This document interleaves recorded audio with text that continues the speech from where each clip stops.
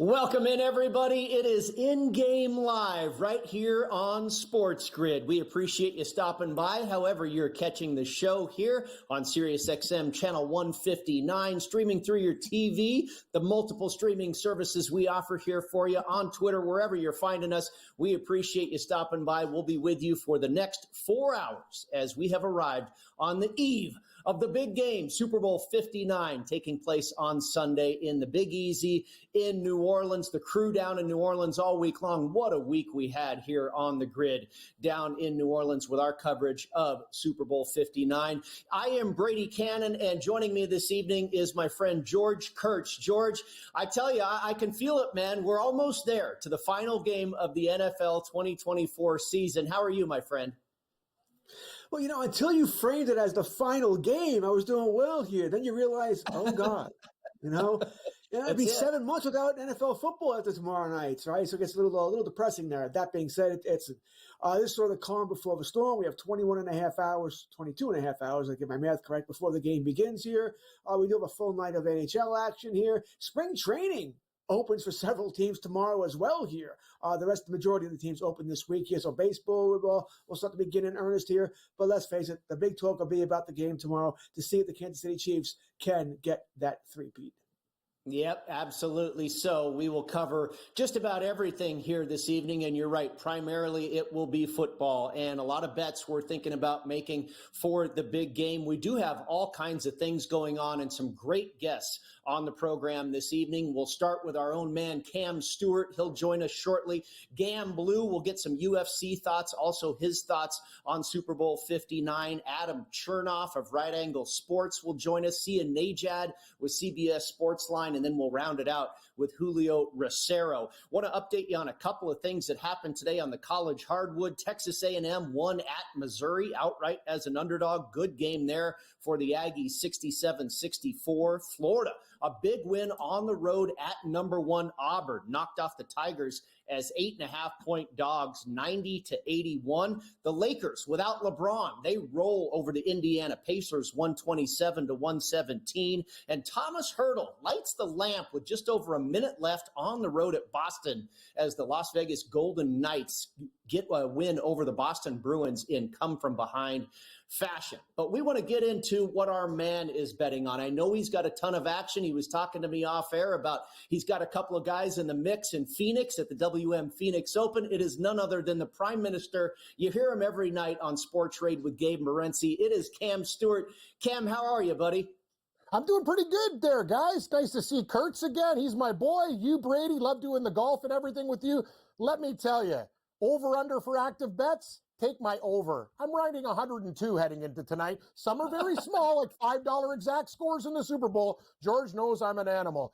It's fun. It's been a great day today. Brady actually came out of the gate hot with early hockey and hit a parlay. If the Detroit Red Wings would have won, it would have been a 5-banger, but things have been good. Golf, I got a couple of guys in contention, Burger Time and Højgaard, the usual, but Thomas Dietrich, we bet him every week, and now he's leading. So what else is new, buddy? But can't wait for the Super Bowl. I'm jacked up. I went up to my local tavern, put $100 in worth of squares, and I told you, this guy comes up to me, and he's like, hey, Larry Lemon, you're going to get squeezed? He goes, I'll give you 3 with Philadelphia. I go, what? He goes, I'll give you 3 with Philadelphia. I go, how much do you want to bet? He goes, $500. I go, sold. Let's go. You want to give me 3? I'm in.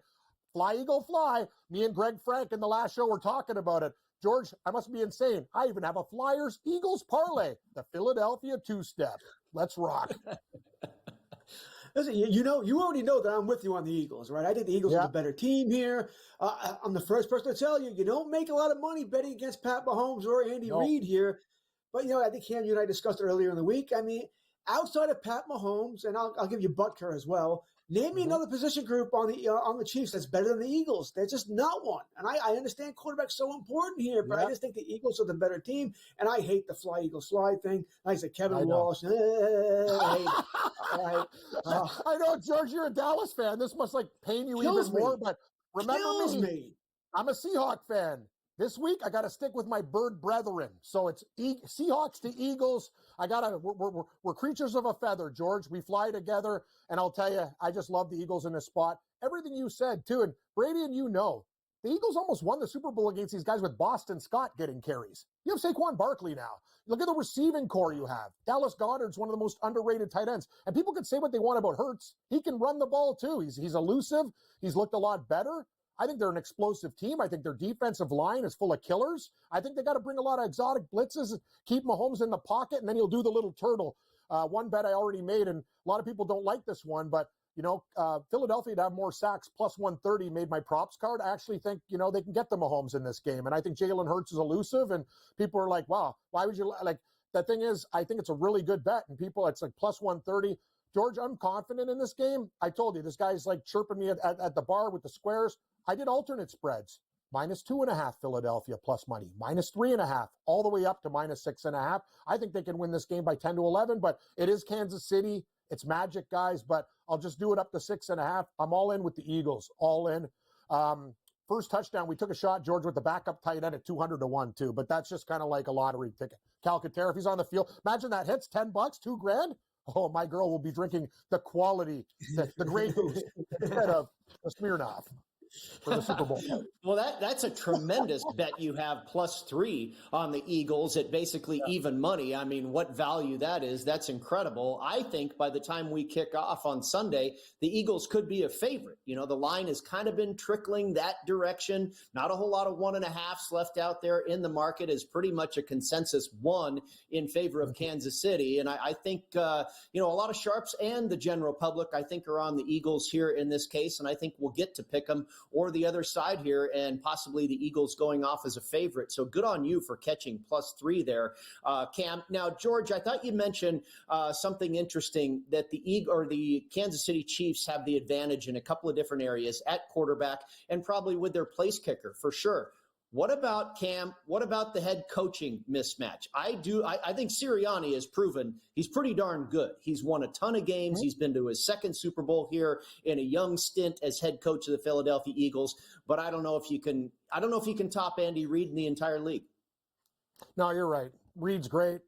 The one thing about Kansas City, they're like a good magician in Vegas. They don't show you all their tricks. They're going to have a few plays up their sleeve.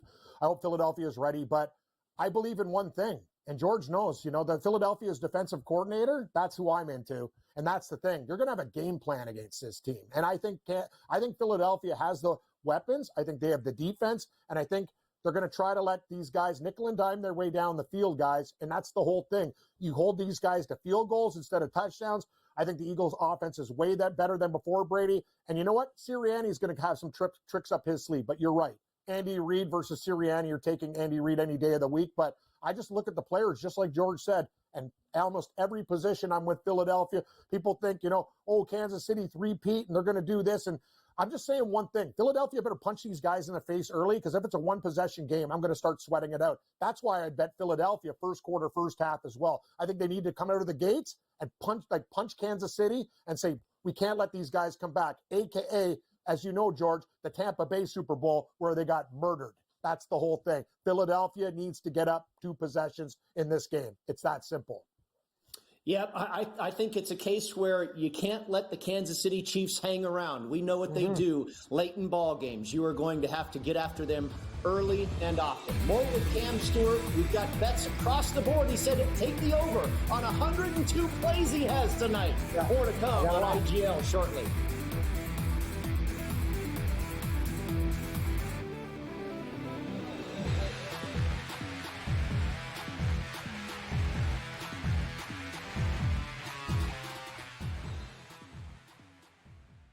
So my team didn't win this weekend, but I still did with this app that's taking over the game. Sports Millions Pick'em lets you make quick and easy predictions. Pick your favorite players, go higher or lower, and you can still win big even if your team loses. Plus, the multiplier is insane. With just a few picks, you can win big money.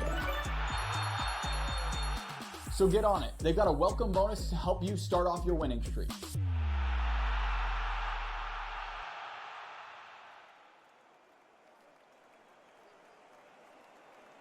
There is going to be an energy to game time decisions that you will feel night in and night out. We're going to go through every single thing, and I've got a great team behind me that's going to help me get the job done. I want this to be the place that people come to. We are going to hit every single one of those markets that you need to know about. There is not going to be a better place, I promise you, than Game Time Decisions. We will have everything at our disposal, and we will use that to our advantage. I'm Kevin Walsh. Tune into Game Time Decisions from 6 to 8 p.m. Eastern on SportsGrid.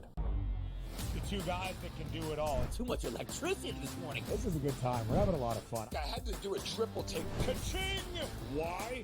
Because of parity. I didn't mean to offend. Yeah, it's not going to happen. Load management is a dirty word. Let him rip. You know what? Circumstances provide the results. What? How do you do this one? Oh, Donnie, you got such a good show there. A network that is booming. The Early Line, only on SportsGrid. Your gut says Miami is going to win, and you should take the over. Your gut also said your NFT selfies would only go up in value. They didn't. But your head is on SportsGrid and knows the QB is in concussion protocol. The backup has a 45 QBR against the zone coverage. The New York team has the most sacks in the league. So yeah, trust your head. It's smarter to be on SportsGrid.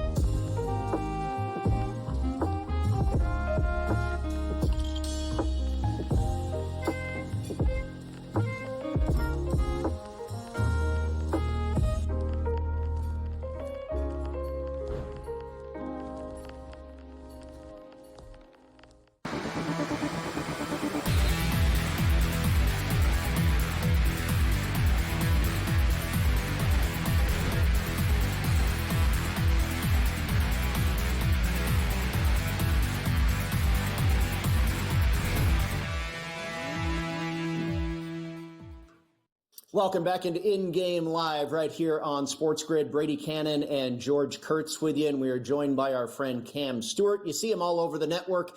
Pretty darn good golf handicapper. He's got Daniel Berger, and who did you say, Cam? Who do you also have? Rasmus Højgaard. Oh, yeah, couple guys. Now, Berger's, I believe, in third place. He's 6 shots back. Højgaard, along with Jordan Spieth, 5 shots back there at the WM Phoenix Open. Thomas Dietrich trying to get his first victory ever on either the DP World Tour or the PGA Tour. You and I have both bet this guy a few times this year. Of course, we did not this week when he's got a 5-shot lead heading into Sunday. We talked a little bit about the Super Bowl. I want to find out maybe what some prop bets are that you like. Also, you said you've got a ton of action going. We've got UFC tonight. We've got college basketball, some good matchups coming up in less than 30 minutes from now. You've got Alabama at Arkansas. You've got Ole Miss and LSU. Texas A&M and Arizona, a real good one at the McHale Center down in Tucson, Arizona. And then also some hockey, some puck out here on the West Coast. You've got the Battle of Southern California, the Ducks and the Kings, the Kraken and the Flames. What do you got on Cam Stewart's card this evening, my friend? Oh, Brady, a lot. But let's start in our favorite place, the dumpster. We're going to take a college basketball game, and George knows me. This is one only a 3-legged dog with one eye who smells would take. But I like the Pacific Tigers getting 26 against Gonzaga tonight. And I'm telling you, it's going to be one of those interesting situations. You look at Gonzaga. They murdered Oregon State in their game. But you know what? We picked our spots against these guys well. Remember, Brady, when they won, Oregon State beat them outright. This is a game, I think it's kind of like let's win, kind of get out of Dodge type of game. Dave Smart, who's a legendary coach in Canada. I know Pacific's Pacific, but they do cover some numbers. I think it's too many points, Brady. This feels like a Gonzaga, 16, 18-point win. Too many points for me. As for the other game you talked about, going to be a great one. This Arizona team is starting to figure out, but I like the dog in this game and the road team. So I don't know how you feel about it. And in golf, yes, I got a Danish and a burger. It sounds like my breakfast there, Brady. I hope everything works out. And by the way, people, a lot of things can happen in the waste management. And this is very important. Thomas Dietrich has a problem closing. That has been his issue for years. Scotty Scheffler is 22-1. I found him 25 on one book too, Brady. If you can look deep, I'm on 4. Think about it. He's in the mix. How many shots back is he? 8? All it takes is Dietrich to do a double or whatever and start freaking out because all the other guys are 5 back. So how many guys does he have to jump? Just saying, this could be the time, Brady. We talk about Scheffler. He brought his D game and he's still in the hunt. That's the whole thing. He can go bananas. And Jim Nantz is talking about like a 59 or 60. Don't be surprised if it's Scheffler. I want it to be Højgaard so I can get rich, or Daniel Berger, but I usually have disappointments on seconds, Brady. But it's only good in horseshoes and hand grenades. But you're the golf capper, man. You've had some great, great wins this year. I've had a lot of seconds. Hopefully I can get in the winner's circle. Hopefully, it'd always be a good thing to be in the winner's circle. Cam, I'm going to get back to the Super Bowl here. You talk about the game here. I have bets all over the place on Pat Mahomes, good and bad here. I don't think the Chiefs are going to be able to run the ball whatsoever tomorrow. I think Hunt and Pacheco are going to be there just for decoration. I think they got to throw the ball. I like Mahomes over. So it was 35.5 attempts when I took it. I think it's 36.5 now. I like his over attempts. I like his over completions, 23.5. I like his over rushing yards, 28.5. I think he's going to get sacked. So I think Jalen Carter is going to get one of those sacks. I'm on that here. Pretty much any Mahomes bet you can give me, I'm going to take here as far as his completions. I think he's going to throw an interception as well because he's going to throw the ball so many times. Sooner or later, there's going to be a tip. There's going to be a deflection. He's going to get picked off here. How do you see this game going tomorrow? I kind of like your bets because I think Kansas City is going to be playing from behind, George. As I said before, a lot of my bets are correlated to Philadelphia taking an early lead in this game and hopefully pulling away. Kansas City's going to have to throw the ball. I think they're going to have problems running the ball as well. That's the one thing. I think Mahomes is going to air it out, and he'll make some plays, and I think he's good for an interception as well. So I have no problem with that, George. A couple things. For Philadelphia, when you look at the matchup, I think Devonta Smith is the guy that, everyone's talking about Brown. I like Smith. I like his props a lot. It's just one of those situations where, 50 yards, 50.5, that's too low in my opinion. Receptions, Goddard over 4.5 is juice, so you take the 5. I wouldn't even say 5.5. I'm not sure about his yards, but I think he's going to get a lot of quick little hits. That's what they do, so he's something to look at. Calcaterra for his first touchdown, 200-1, and for Kansas City, Noah Gray, 30-1. The one prop I love for Kansas City is Noah Gray over 11.5. I get it. He has been a ghost the last 2 games, but things are changing in the Super Bowl. All it takes is one play, George. That number's way too low in my opinion, and I'm willing to bet it. I think Gray has like 3 or 4 catches in this game, and it's 11.5 yards. I like the over, and I agree with you with Mahomes. He'll be playing from behind, in my opinion. Cam, I wonder what your opinion is on this prop bet out here in Las Vegas, and I'm sure you can find it just about anywhere, and that is Saquon Barkley's longest rush will be over or under 25.5 yards. And last week on the program, we had professional bettor, very sharp guy, Bill Krakenberger on the program, and he bet it under. And he hammered it. And I know a lot of sharp players have followed suit. And now I've seen the number get bet down to 23.5 yards. So they're not expecting Saquon Barkley to crack one for a big number, even though he's done that multiple times this season. Which way would you go on that play? Under or over what is now 23.5 yards for his longest rush? See, that's a tough bet. I don't really lean either way in that, Brady, but I will say this. I wouldn't mind his rushing under, but I think he's going to get receptions. The opposite. Yeah. They've gone to him before and he dropped the ball. All it takes is him to catch one out of the backfield. I don't know how you feel about it, George, but I'm telling you, his over receptions, I think they're actually going to throw to him a couple times, and I think he might bust one there. So that's the whole thing. People talk rushing. That number, it's been smashed, right? But I think the receptions, people just assume Barkley is going to run the ball. I think he's going to get some catches too. That's what I like. I don't know what he's going to do with that longest rush, Brady. I have no opinion either way. I'd probably go over if he busts one because we've seen him in the open field. He's an absolute danger. Stiff arm, bang, gone. Like, this is a special type of athlete, a guy who jumps over people backwards from a stationary position. You get him in open space, he gone. So yeah, I would lean over. I respect the crack man's pick, though. I love that guy. And, yeah, it's been bet down. That's interesting, Brady. Very interesting. But over receptions for Barkley. All right, my man, we'll keep you for one more segment and get some more of your thoughts here. I know you've got a laundry list of bets for the Super Bowl. Want to go over some more prop bets. See if you have anything in the portfolio this week as far as cross-sport bets, Mr. Stewart. Maybe a little, final round of the Phoenix Open sandwiched in with a Super Bowl bet. We'll see if that is on Cam's card when we come back here. It is In-Game Live, Saturday evening, Super Bowl Eve right here on the grid.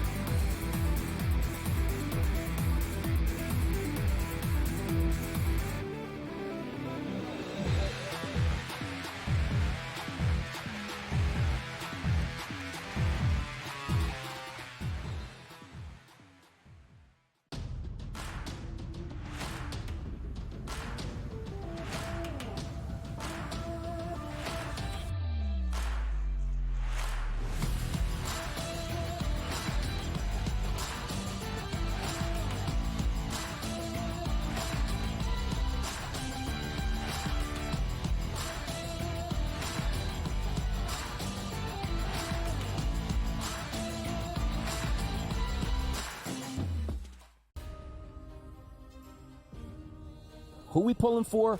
Who we looking to win this game? I picked Buffalo over Kansas City in the AFC Championship game, and I was wrong. I'm picking Philly. Philly has the better roster, but Kansas City just knows how to win, especially one-score games. But I think Saquon, like he's been the difference all year, Kansas City has to prove to me they can stop him. Absolutely. They can stop him, stop that O-line, and not have Jalen have to throw it 40 times. Only on SportsGrid.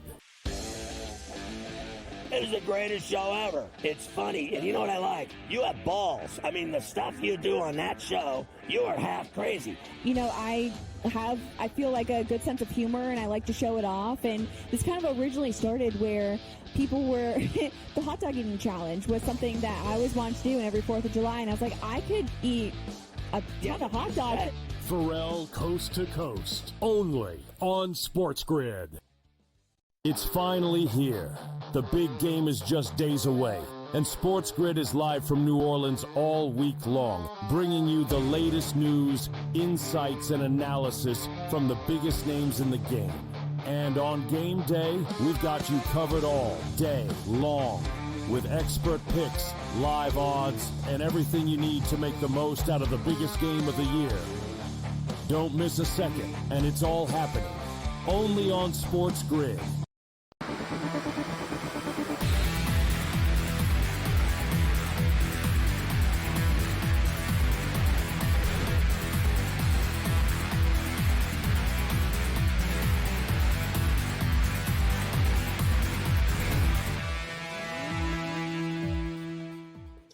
Welcome back in. It is in-game live game day on SportsGrid. Game day, of course, being tomorrow, the final day of the NFL season. Super Bowl 59 from New Orleans, and we're breaking it down, all things Chiefs and Eagles right here on the grid. Brady Kannon, George Kurtz, and Cam Stewart sticking around for one more segment. An update on the college hardwood, by the way. Duke right now losing at Clemson. 9.5 minutes left to go in regulation, and the Tigers up on the Blue Devils 56-49. Also, Mississippi State just closed out the Georgia Bulldogs on the road, 76-75, winning as 1.5-point underdogs. The game goes over the total of 142.5. All right, Mr. Stewart, I was asking you about cross-sport parlays as we finished up the last segment, and one that I found that I think looks pretty cool, where it looks like both of these numbers ought to be similar, and it's tied into the game total. So I wonder what your opinion is on the total. This game, it opened at 49.5. Now we're seeing pretty much 48.5 across the board. So the total points scored between the Eagles and the Chiefs, which will be higher? Total points scored between the Eagles and Chiefs, or total points, rebounds, and assists for Giannis Antetokounmpo in their game hosting the Philadelphia 76ers. Now, if you look at Antetokounmpo and what he typically does as far as points, rebounds, and assists, it should be right in that neighborhood of 50 or so. Which do you think? Do we get more points in the football game or out of Giannis on Sunday at home against Philly? Great question, Brady. I'd lean with Giannis, but I've already got one. What will be higher? Total combined points, Kansas City and Philadelphia, or combined strokes under par, top 3 of the leaderboard in the waste management. Right now, I look pretty damn good. What we got? Dietrich at 18, Højgaard at 13, Spieth at 13. There's other guys, T2, a bunch of guys at 13 under. What's that? 26 and 18. Let's do the math. George, you went to. So what are we looking at there 44. Right now? 44. And that's only, George, I got another, I don't know, Brady, doesn't that look good to you? What do you think about that? Yeah, that sounds pretty good. They're going to go, oh, no, they're the only average at would be 59 then. It's 15 around, so they should get the mid to high 50s. The leader set it like almost a record. He's 18 under, and he's got 18 holes to play. And these other guys are chasing him. It's like, that's the bet that I like a lot, Brady. So, and I would go with the Greek Freak over. I like that over points in the game.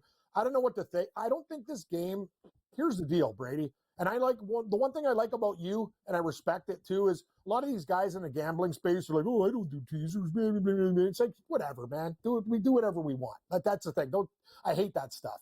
But the thing is, how do you not take Philadelphia plus 8.5? That's the thing. And I think the game middles. I think the game middles. You're getting 41.5 on a 7, or you can go the other way. Maybe you do a 6. I don't know. Whatever it is, I think we find a great middling point between over and under. Like if I think the score is going to be 27-23, that is a perfect middle job on a teaser either way. and I think the total will middle. So I'm going to do Philadelphia 8.5 on the over and under, hope for a middle job. But I also have, the money line and everything else in that game. I think Gamblu's coming on. I hope he's on the Eagles too.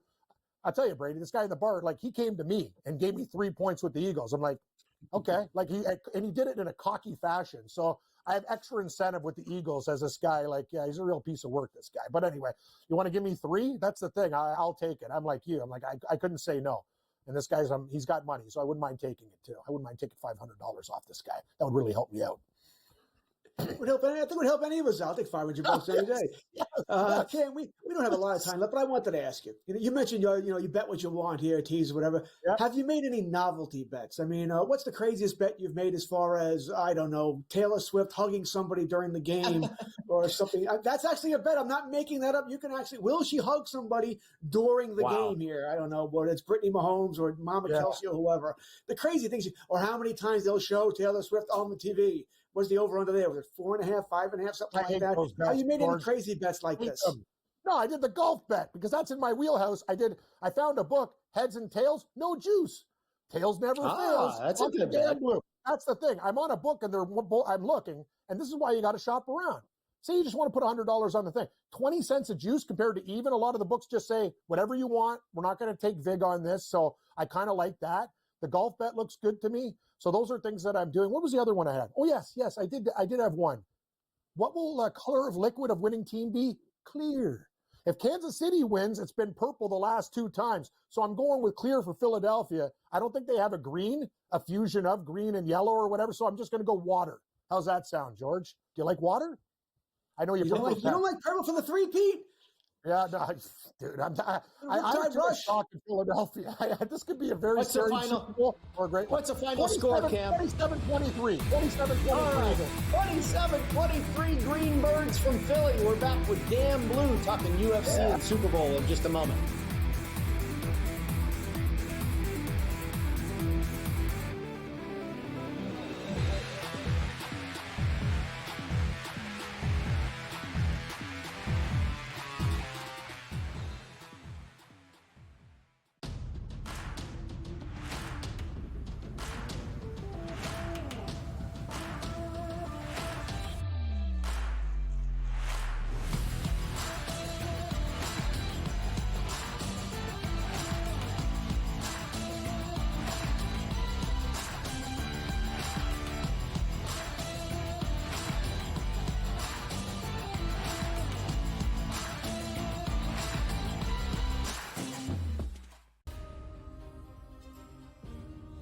Who we pulling for?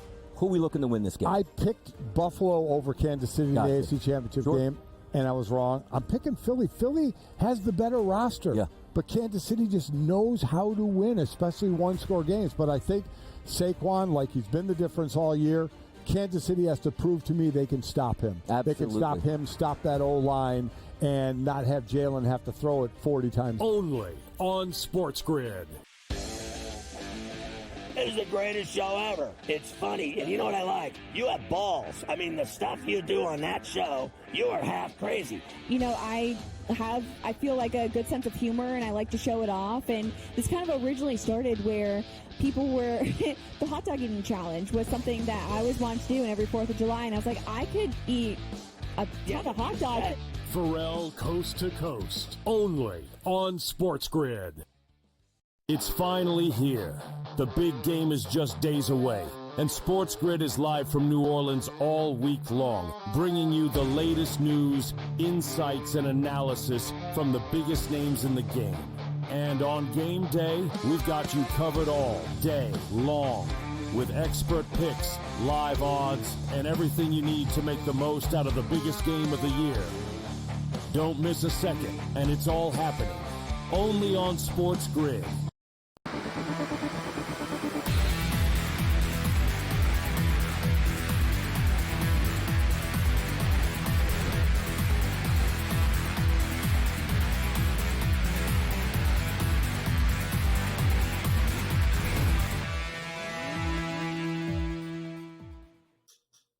Welcome back in. It is in-game live game day right here on SportsGrid. Brady Kannon and George Kurtz with you. Thank you to our friend and colleague Cam Stewart. Great stuff. And no surprise, he has got pockets full of prop bets and action tonight, tomorrow, you name it. Good luck to Cam cashing all of those bets and making for a very nice weekend up north of the border where he resides. Now we go to the home of the WM Phoenix Open. Our friend Gamblu, Lou Finicaro, joins us now, professional handicapper. He specializes in UFC, NFL football, college baseball, playoff hockey. He is also the host of the Bout Business podcast, and you can find him on Twitter at Gamblu. Lou, great to have you here on the program. Let's start with football, man. We're going to be 95% football tonight. We'll also get some thoughts from you on who you like in UFC 312 down in Australia. I know the prelims going on right now, but let's start with the big game. Where do you land? What are your prop bets? How do you see this thing playing out? Well, first of all, I'm tickled to be on tonight with you gentlemen. I'm getting Kurtz and Cannon, double K. I love it. To be brief, we've broken this thing down for 2 weeks now. I see Philly as the more complete team. I see Philly as the team with the better against the spread record, the better turnover ratio. And I'm going to go with Philly despite the fact that Reed and Mahomes lie on the other side. That's the risk I take. 29-19 Philly falls just a little bit under, and I think it gets to 19 late in the game. Otherwise, I look for a game where Philadelphia kind of controls things with the run game and the defense, Brady. I'm actually right there with you. All right, I think Philly's the better team. I said it earlier with Cam. Outside of Mahomes and Butker, there's not another position group in which the Chiefs are really anywhere near close to the Eagles here. So I'm with you. I think it's going to be an under as well here. I have 24-20. And I think the Eagles win the game. Maybe a late touchdown here. I think for me, the big thing is going to be the game script. I've said before, I don't think the Chiefs can run the ball whatsoever. I think it's going to be a heavy Mahomes passing the game. They're short pass. They use that as the run game. Or, like I said, he's got to throw the ball a ton to keep them close here. And I want about every prop that has to do with Mahomes, over his completions, over his attempts. He's going to get sacked. He's going to throw an interception here. What are some of your prop bets? Well, I tend to agree with Mahomes throwing because I believe that Philly's going to be able to pressure them by getting the lead and playing defense. And so my prop bets revolve around alt game line. So I'm also taking Philly minus 4.5, and I took it early, 263. I took Philly minus 6.5, plus 298. I think the only chief or red factor prop that I have is that the Chiefs will have the longer field goal, and that's a minus 130. I had Elliott as my kicker this year in fantasy, and he's not all that the Philadelphia Eagles are. So other than that, I'm a square for 45 years, George. I've played tails, and I'm playing tails once again. and I'm not afraid. I'm not bashful to say so. Well, it's fun, right? It's kind of like betting a first-round leader in a golf tournament.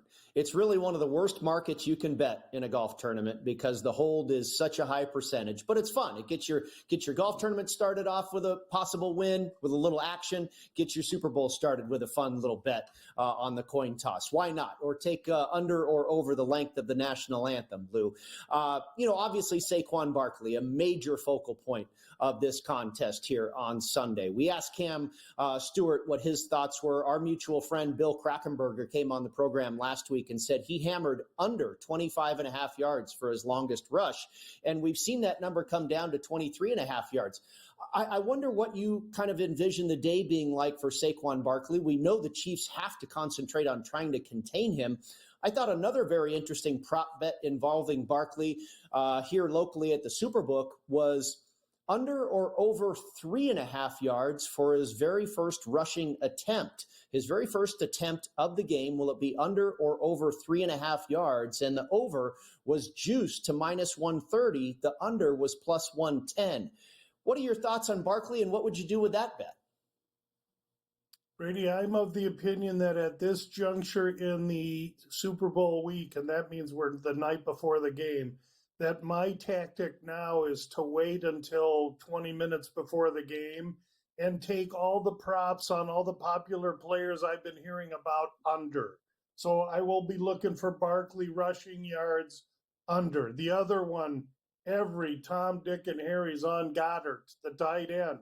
I'll be taking him under. Whatever his reception amount will be, I'll go under. Whatever his receiving yards will be, I'll take him under. The reason I'm waiting so long is because I'll get the best of the number after people have been pounding and talking about these same bets for some time. So I hate to make it that general, but I'm a simple fade guy, and I'm gonna take some of those popular bets to the under. Mike, you are so right about Goddard, by the way. Boy, that's such a public bet right about now. Everybody. I like him as well, by the way, but it does scare me that everybody's on him here. Now, you mentioned Elliott, all right? He's on your fantasy team. Was not on my fantasy team, but Butker was on my fantasy team, at least one of them. Are we taking the over 47.5 long field goal? This is almost an automatic for me, Garlo. Indoors, Butker can kick him. I know Elliott hasn't hit a 50-yarder all year long. He has struggled, but still, I can't not pass this up. It's going to be one of the little, I don't want to call it a fun bet, but one of those, I guess, a little stranger bets that I'll make here, that one of them's going to hit over 47.5. Yeah, I mean, you're betting that's going to be Butker, and why wouldn't it be? He fixed his knee. He's kicking indoors in New Orleans in perfect situation, no wind. I love your angle. I love it. I just think it would be Butker that's going to deliver you your win, not Elliott. Lou, you talk about betting, and that's kind of the general rule with prop bets. If you can get to the window very early, you can bet yeses and overs. If you wait until very late, you want to bet nos and unders. After those numbers, a lot of times have been bet out of whack. What do you think happens with the Eagles? I know you said, you kind of want to not necessarily fade Goddard, but fade where the number has gone to. Do you think A.J. Brown has a big day? Or are you more Devonta Smith? Barkley we touched on. What do you think the offensive attack is going to look like? Does Jalen Hurts throw for 250 yards? How do you see this attack going for the Greenbirds? What a great question. And the way I'll answer it is I see Philadelphia puncturing Kansas City's defense with the run game. So the riskiest under for me will be Barkley's yards. And I won't look to stair step it like that. I'll look to find some over under. And if I can get to 110, 112 and take the under, I think that works because we know Kansas City is going to have to gimmick and sell out to stop the run. And that's going to create A.J. Brown and Devonta Smith opportunities and maybe even the aforementioned, Goddard, for crying out loud. So with all that in mind, I look for Philly to have a circus day. They're going to go off everywhere, but there may not be one player that goes way off. I think they all do as a team. Everybody is going to have a party here. Sports can be cruel, and this year I think sports going to be cruel to Kansas City. So, Lou, we want to hold you over for one more segment. I know you're knee-deep in the preliminary card of USC 312 in Australia, and we'll get to the main card. The main card should be going here, it looks like about an hour and a half, maybe an hour and 15 minutes or so before we get to the main card. We'll pick your brain a little bit about the 5 matches on the main card. It seems like this has kind of become a tradition for many years now. The Saturday night before the Super Bowl, a big UFC card. I even attended some of those matches way back when in Las Vegas. We'll come back and see what Lou likes in the octagon when we return right here on In Game Live on SportsGrid.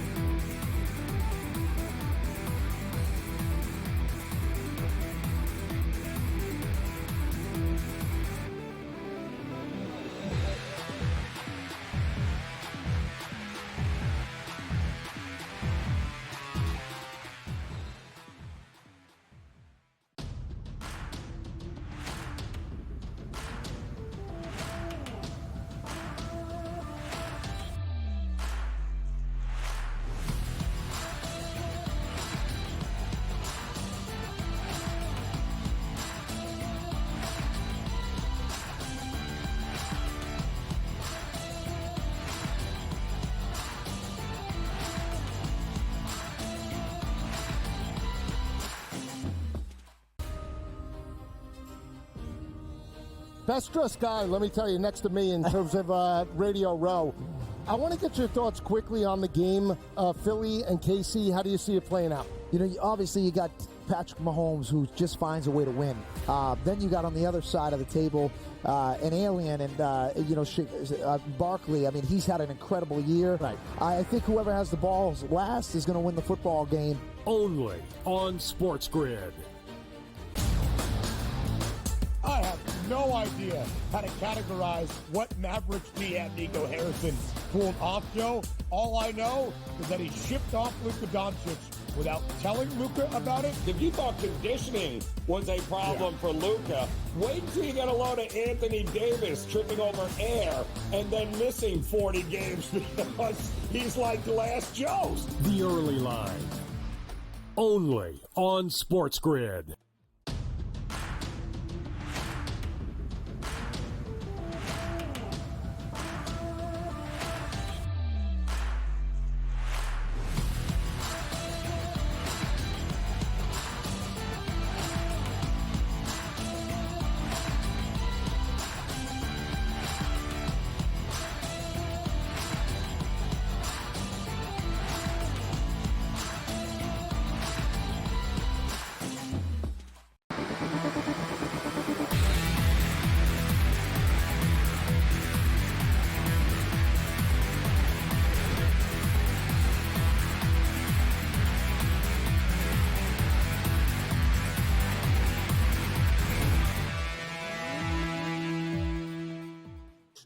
Welcome back in here to In-Game Live Game Day. Brady Kannon, George Kurtz, and our friend Gamblu, Lou Finicaro, joining us to talk a little football and also some UFC. Right now, an update on the hardwood at Little John Arena. Clemson has given up the lead to the Duke Blue Devils. Duke, a heavy favorite on the road here, and they have gotten the lead back. Now 62-61 in favor of Duke with less than 4 minutes to go in regulation in that one. All right, Lou, let's turn our attention to UFC 312 in Australia. You're taking in the prelims right now, but I'll make our way to the main card. The first matchup, Jake Matthews versus Francisco Prada. And this, of course, it seems to be a pattern, Lou. Wherever the UFC, and when we go overseas to a different country or whatever, it seems they feature a lot of their own countrymen, fighters from that part of the world. And on this main card, we have 2 Aussies and 1 New Zealander. We start with an Aussie, Jake Matthews, as a heavy favorite. I'm seeing in the neighborhood of minus 250 versus Prado, take back about 2-1 in a welterweight bout. Do you have any action on this one? Yeah, I do. And Brady, usually in these foreign pay-per-view events, the UFC does its best to set up in somewhat favorable positions the local or regional fighters. And in this fight card, it happened with Matthews, but it didn't happen with some of the other Aussies who are coming larger underdogs. And even with Matthews, he's a big favorite, but I don't think he should be the favorite that he is. He's fighting a killer. And the killer is what Matthews used to be 10 years ago. Matthews now 30. When he was 22, he was the rage of new Aussie MMA. He just hasn't been able to pan out. He's well-rounded, tough, durable, and he has great experience. He's fighting a kid that's 22 years old out of Argentina, that's fast, explosive, and powerful as hell. And he just went from 156 to 170 because he's just growing up so quick. I think we got a really explosive, dangerous kid in this Prado, and you can catch Prado just under plus 200, plus 180, plus 185-ish, and I think he's up to the task. This is a dangerous, dangerous fight for Jake Matthews. I like Prado here a good deal. All right, Lou, I'll get back to the Super Bowl here. A couple other I should think I have a lot of prop bets. Not quite Cam, where he had 102 bets between today and tomorrow. I'm not quite that crazy, but I got about half that. Some more little, I don't know if they're off the wall here. Do you believe we will get more than 2 people throwing a pass tomorrow? Over 2.5 people throwing a pass. I'm on the over. Someone's going to throw a pass. Maybe a punt or maybe a fake play. I don't know. Something weird's going to happen. Yeah, I think that's what's so the yes is a plus number, George. Yeah. I'm not going to take the bait. I'm going to say no. Yeah, have some fun. Andy Reid. I'm throwing a party with the tails, for crying out loud. I'm on tails too. Does anybody bet heads? Seriously, we all always bet tails. Yeah, I like heads. I would prefer heads. I'm a heads guy. Here's a prop I like, George. Will the opening kickoff be a touchback? Everybody's saying that it's going to be horse manure. I'm taking the other way. He's going to turn it. Plus money. I'll take that plus money and hope somebody runs it out, for crying out loud. The way I look at that, I'm on that, by the way. I'm on that bet because I understand that Elliott or Butker can kick it out of the end zone. Okay, but if they don't, that kickoff returner is jazzed. He's got adrenaline flowing. He wants to return that, see if he can get return for a touchdown. He also wants to get a good return, set the tone for the game. I'm with you, Lou. I'm on that bet as well here that he'll return it. Can't agree more. Very good. I like that. Good. I like the analysis there. The contrarian, zig when they zag. I think it makes a lot of sense. Good stuff, guys. Here's one thing we know. New Year's Eve, St. Patrick's Day, and Super Bowl. I mean, my mom has a better track record picking Super Bowl winners than me, guys. If we haven't made our money in the NFL yet, we're sunk. So this is a fun day. We're having fun here. Agreed. And that's really where most of my bets gravitate from, is having fun. Well, I totally agree with you, Lou. I mean, you remember not that long ago, we didn't have a menu of prop bets like this, like we now have every week of the NFL season. It was only for the Super Bowl. And I absolutely have done that for years. So I have fun the entire game. How many tackles is this guy going to have? What's the score in the fourth quarter? Who's going to score the last touchdown? Yeah, some of my bets, I don't, mess around here. I take it very seriously. I'm trying to make money. But some of the bets are just for fun. Like you say, the coin toss, the kickoff. I think that's a very good way to go, entertaining. The game should be fun as well while you're trying to make a couple of bucks. Okay, we've just got a couple of minutes left here. Let's get back to the UFC. 4 more fights on the main card we did not touch on. The main event, of course, Duplessis against Sean Strickland. Do you have any plays of the 4 fights that we did not touch on yet, Lou? Well, I'll tell you in that main event, that's going to be a really close fight, and Strickland's a 2-1 underdog, and it's going over the 4.5 rounds. It's going to decision. You can gobble big plus money on Strickland via decision. I believe that's how that fight goes. In the co-main event, you have a champion, Weili Zhang, who opens minus 250 in her fight against Tatiana Suarez. Suarez is now a minus 155 favorite. Everybody and their mother just believes that Suarez is a world-class American wrestling that I cannot understate enough, and it's good. They think that's just going to completely steamroll this Chinese fighter who's cleaned out the division already. I got to see it first. Zhang, who went from minus 250, now you're giving me a plus 135 on her. It's by far my best bet on the card. I would tell you to take it with caution because every smart handicapper in the world is against me. But Suarez has to show me first, and I'm on Weili Zhang, the champion, at a plus number. Sounds good. We're getting ready to go to commercial, and I think I might have to punch up my sports betting app here and get down on some UFC 312. Weili Zhang, and then you also liked Francisco Prado. Enjoy the big game, Lou. Thanks so much for coming on, and happy Super Sunday to you, my friend.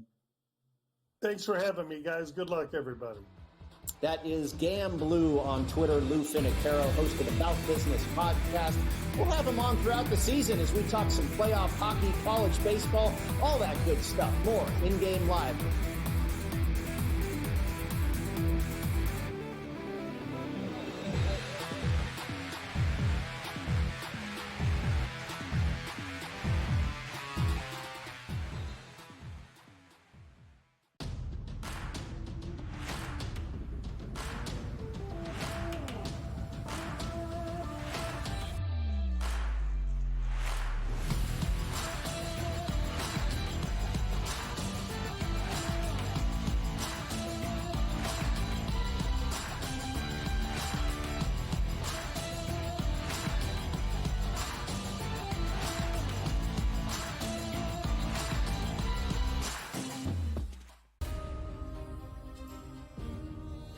best dressed guy, let me tell you, next to me in terms of Radio Row.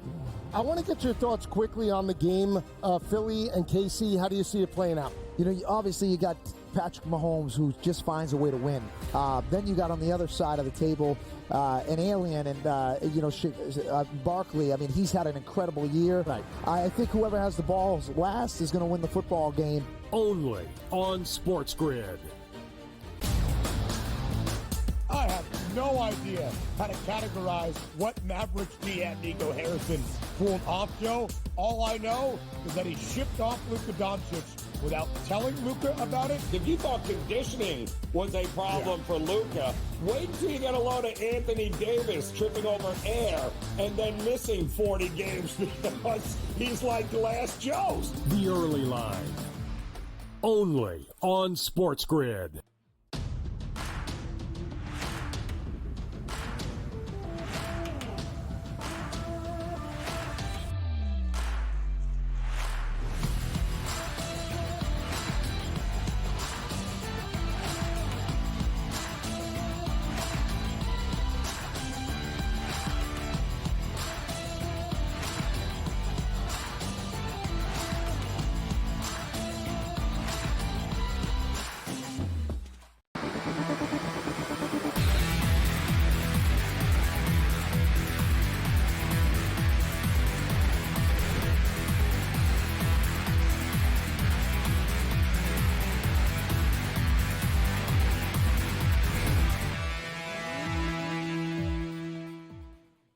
Welcome back in. It is In-Game Live right here on SportsGrid. Checking the college basketball scoreboard. A couple of games just underway. Alabama and Arkansas underway in Fayetteville. Alabama, about a 4.5, 5-point favorite is where they closed in that one, and they're out to an early lead, 13-6 already. 14 minutes left to go in the first half there, and they're tied up in Baton Rouge. LSU on a 5-game losing streak, and they were a good-sized dog to Ole Miss this evening, but it is tied at 16 apiece with just under 11 minutes to go in the first half there down in the Bayou. Cam Stewart, our guest earlier, he's on the Tigers of UOP Pacific taking on Gonzaga, and they are at the break with the Zags up 35-20. And a good one I mentioned with Duke and Clemson. Duke is now back in front. They were down 70-67, but now up 71-70 with 52 seconds left in regulation. A good one there at Clemson, the time to hang tough with one of the best teams in the country. Coming up a little bit later on from the McHale Center in Tucson, 7:30 Pacific, 10:30 p.m. Eastern, a barn burner in the Big 12, Texas Tech at Arizona, and the home team is favored.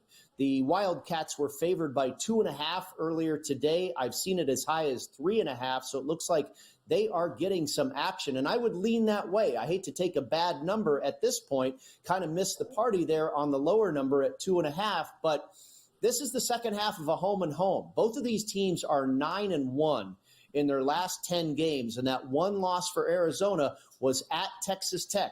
I think they returned the favor tonight, and the Wildcats have really been on a nice roll, winning at BYU, some good wins on the road for Arizona. I think they get this one over the Red Raiders, who have kind of become a little bit of a public darling after that win over Houston, deservedly so. They're getting some attention.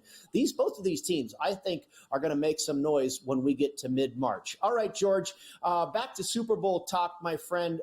You were talking about some fun bets with will there be a touchback on the first kickoff? We were talking a little coin toss, stuff like that.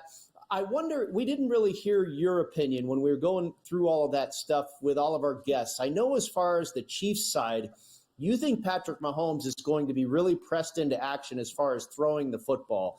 And I agree with you. That rushing attack I don't think is scaring anybody with Isaiah Pacheco, Samaje Perine maybe catching a pass out of the backfield, but Kareem Hunt is really the lead dog. And even in a game, that they won successfully over the Buffalo Bills and put up a lot of points on the board, he only rushed for about 45 yards. So I would agree with you that Mahomes is going to, have the bulk of the action here in his hands throwing the football. What do you think it's like on the other side? Lou kind of leaned towards a pounding of the ground game. How do you think it's going to unfold for the Philadelphia offense? So, it sort of brings you the first question you might want to ask yourself, what's the first play of the game for the Eagles? All right, everyone assumes it's going to be Barkley. But you know what? The Chiefs are going to, I think, I don't know if it was Lou or Kim that said it, they're going to sell out to stop Barkley, right? Or they know Barkley's the focus of that offense. So maybe the Eagles decide to, hey, throw a little fly in the ointment there. And they throw a pass first play. So I'm going to be on pass first play here. But listen, it's tough because if you put 8 men in the box to stop Barkley, boy, that leaves one-on-one with Brown, with Devonta Smith. You're asking for trouble there. All right. I don't think A.J. Brown's going to be a big part of the game. I mean, listen, he's part of the game plan. But I think McDuffie will have him one-on-one. Good coverage there. I think Devonta Smith's going to do some damage. All right. His others against this kind of defense, his other games have been very good. So I think Devonta Smith's going to have a big game here. He's going to get over his receiving prop. I'm not going to take too many anytime touchdowns as far as the receiving core of Philadelphia is concerned. I think, once again, there's going to be a tush push, and Kurtz is going to score. And it's only minus 115. All right, so I'm taking that there. Barkley was minus 190 when it first went up. Now it's minus 185. At least that's what it was before we did the show here. Now it's minus 180. So that's come way down here. I think Barkley scores as well here, but I don't think it's going to be a high-scoring game, so I'm not willing to do both guys, Barkley and Kurtz. So I'm going to take the better score or the better price and Jalen Hurts and that. I said they're going to do a tush push. I can guarantee you this. He's going to score a touchdown tomorrow. So I'm going to take Kurtz, and it's anytime touchdown here. That's where I'm leaning here. I think the Philadelphia Eagles, as once again Cam and Lou said, I think they control the game, Brady. I think they're a little tougher read than the Chiefs. The Chiefs, I think, are an easy read. But it's Mahomes. He's got to throw the ball, whether it's the little short passes, there would be an extension of the run game, or to get the ball deeper into the secondary of the Eagles to make it go. He's got to run the football as well. It's just all about Mahomes tomorrow. If he doesn't have a great game, they have no chance.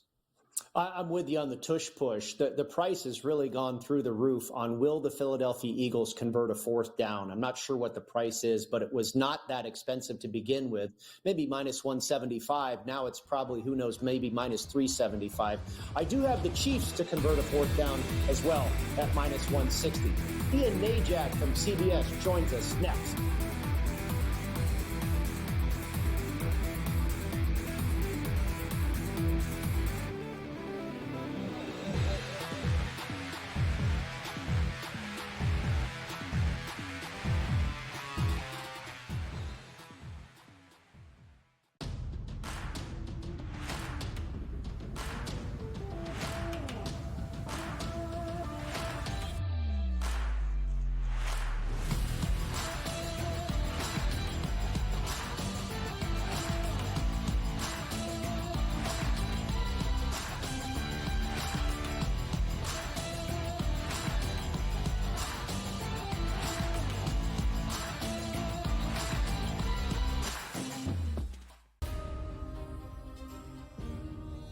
Best dressed guy, let me tell you, next to me in terms of Radio Row.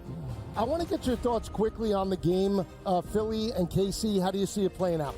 Obviously you got Patrick Mahomes, who just finds a way to win. Then you got on the other side of the table an alien and, Barkley. I mean, he's had an incredible year. Right. I think whoever has the balls last is going to win the football game. Only on SportsGrid. I have no idea how to categorize what Mavericks GM Nico Harrison pulled off, Joe. All I know is that he shipped off Luka Doncic without telling Luka about it. If you thought conditioning was a problem for Luka, wait till you get a load of Anthony Davis tripping over air and then missing 40 games because he's like Glass Joe's. The early line.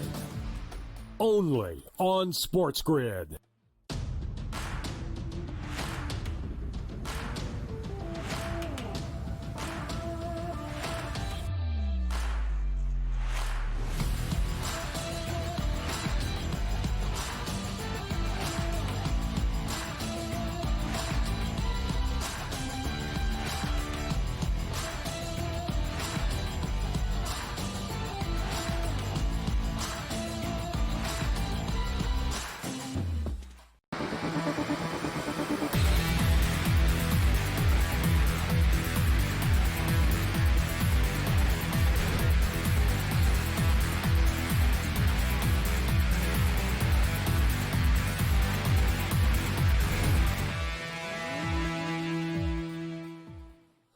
A dandy down at Clemson between the Tigers and the Duke Blue Devils, 73-71. Clemson will not go away. They are leading by 2 points at Clemson, 12 seconds left, trying to pull off the upset in the ACC. 73-71 Clemson. Again, 12 seconds left in regulation in that one.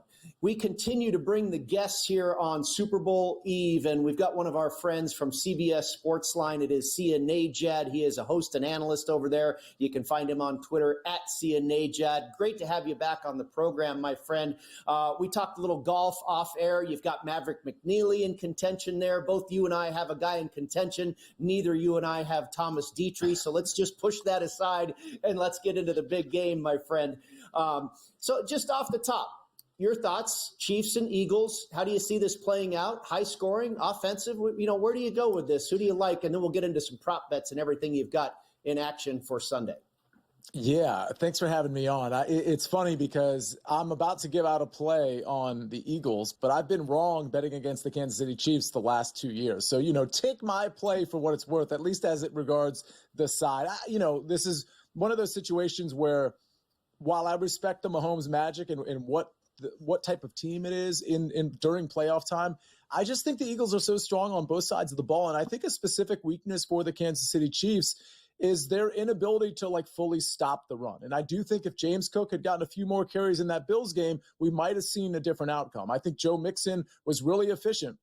That's not a guy that was super efficient on the year, in total, super efficient against the Kansas City Chiefs. We saw Najee Harris and Jaylen Warren able to run the ball against the Chiefs late in the season. So I do think it's going to be the Saquon Barkley show. I do think that's going to be enough when you compare it, or I should say supplement it with the Philadelphia Eagles defense. So I'm going to go with the team that I think is better on both sides of the ball. I will concede, again, that I bet against them last year and the year before in the Super Bowl as well. And when it comes to Mahomes and specifically converting third and medium, third and long, I don't really care who your defense is. Mahomes seems to be able to pull it off. I just happen to think the task is too tough in this Super Bowl. See, I'm kind of with you on everything you said there. All right, I'm on Philadelphia. I think they're the better team. I think outside Pat Mahomes and Harrison Butker, you can't name me another position group on Kansas City that's better than Philadelphia's. And I think some of the better is much better. That being said, does it bother you a little more? I mean, I said position group. The coaching staff, though, is definitely all Kansas City. And Andy Reid coming off any kind of extra rest is like 80% win.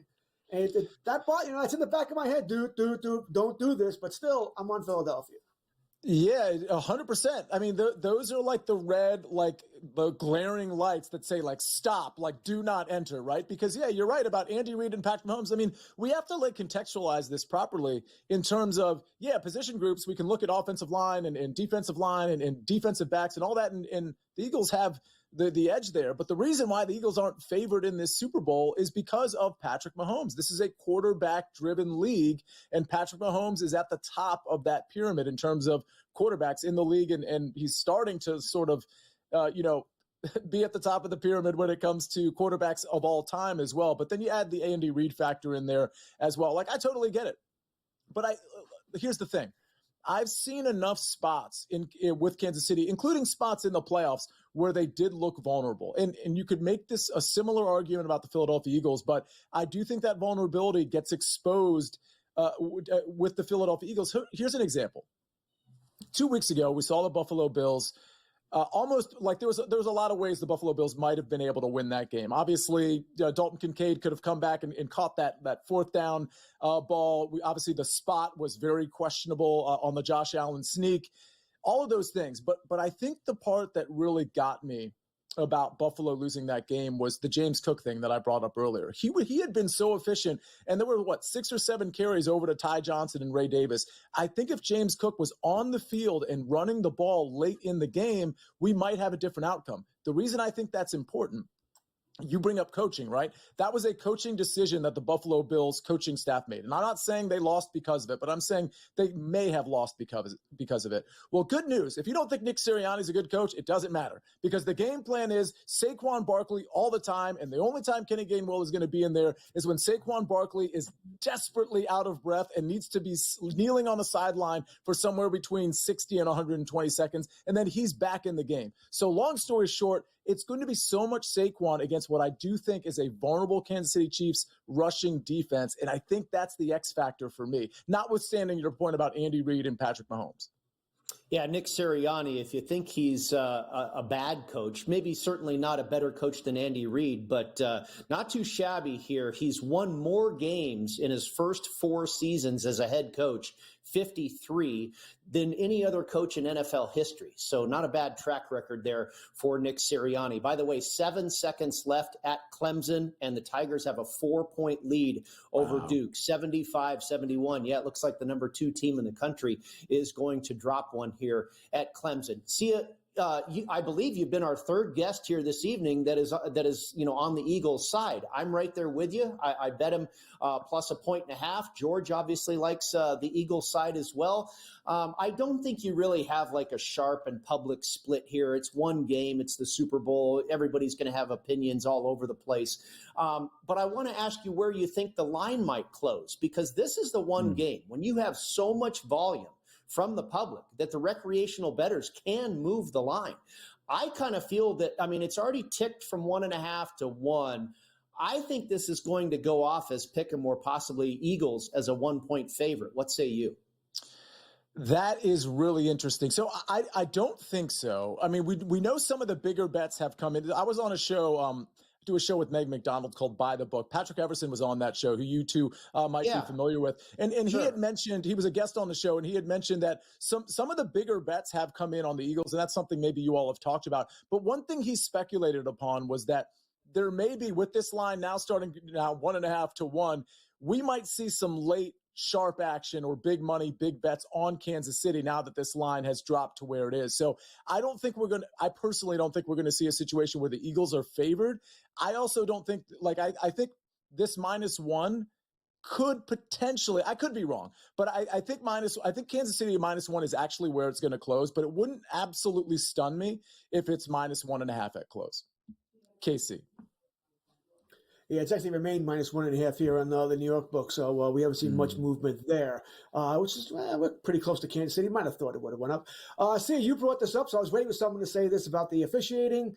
I guess a 2-part question. 1, do you think it'll play a part? Or, listen, officiating plays a part of every game. Do you think it'll play a major part of tomorrow's game? And 2, would you play the prop? What is it, 10.5 penalties? Over? Under? What are we doing here?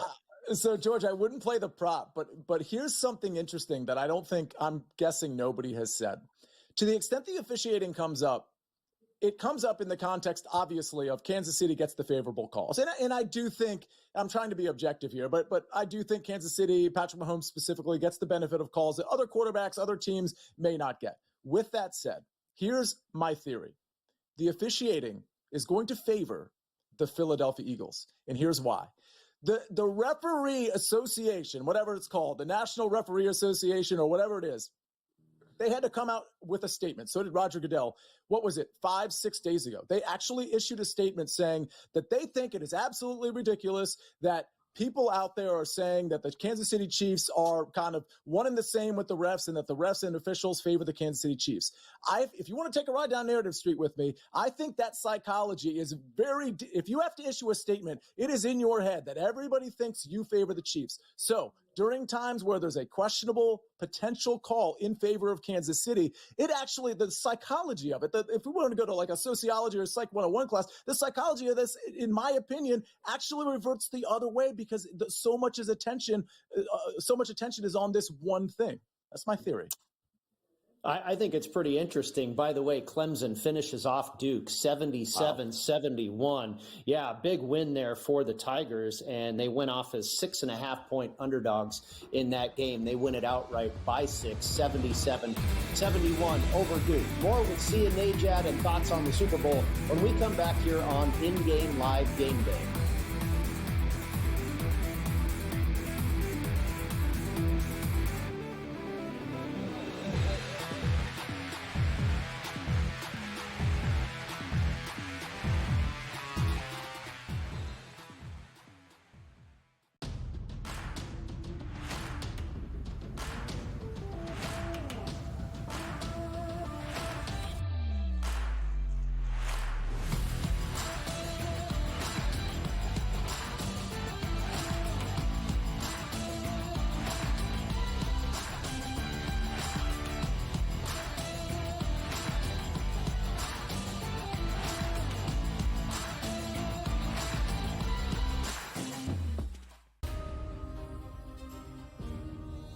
best dressed guy, let me tell you, next to me in terms of Radio Row. I want to get your thoughts quickly on the game, Philly and KC. How do you see it playing out? You know, obviously you got Patrick Mahomes, who just finds a way to win. Then you got on the other side of the table an alien, and Barkley. I mean, he's had an incredible year. Right. I think whoever has the balls last is going to win the football game. Only on SportsGrid. I have no idea how to categorize what Mavericks GM Nico Harrison pulled off, Joe. All I know is that he shipped off Luka Doncic without telling Luka about it. If you thought conditioning was a problem for Luka, wait until you get a load of Anthony Davis tripping over air and then missing 40 games because he's like Glass Joe's. The early line. Only on SportsGrid.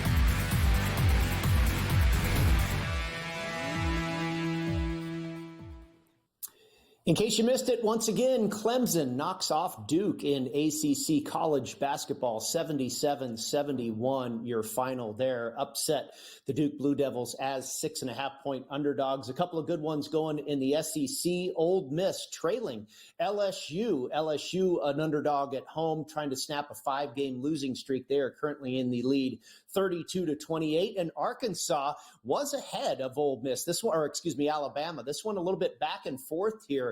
Of course, Arkansas coming off of 2 big wins. Of course, last weekend beating Kentucky at Rupp Arena and now trailing the Crimson Tide 35-32, 5 minutes left in the first half from Fayetteville. We continue with Sia Najad from CBS Sportsline, a host and analyst over there. You can check him out on Twitter at Sia Najad, and talking off air about some of the prop bets that you've made or have in pocket that you've been attracted to this week, some that have caught your eye. Fill us in. What are, oftentimes I think the way we think a game is going to play out is sometimes how we kind of lean with our prop betting. Is that a strategy you employ, and where did it take you to the window with some of these Super Bowl prop bets?